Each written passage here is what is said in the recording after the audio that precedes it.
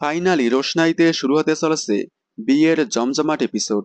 কয়েকদিন আগেই বলেছিলাম রোশনাইতে খুব শীঘ্রই রাজেশ এবং রোশনাইয়ের জমজমাট বিয়ের পর্ব আসতে চলেছে। যেহেতু রোশনাই স্টার প্লাসের ঝানাক ধারাবাহিকের অফিসিয়াল রিমেক, ঝানাক এবং রোশনাই ধারাবাহিকের লেখিকা একজনই হওয়ায় সেম টু সেম ভাবেই এগিয়ে যাচ্ছে ধারাবাহিকের গল্প।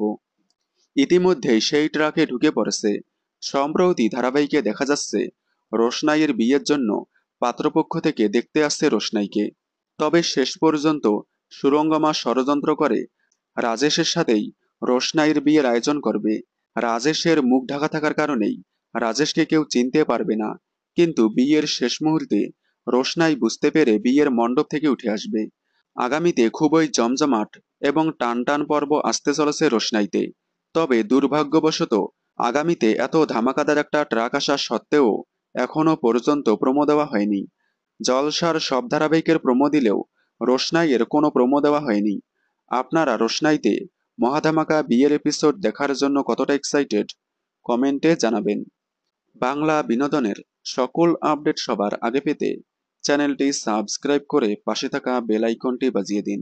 ধন্যবাদ।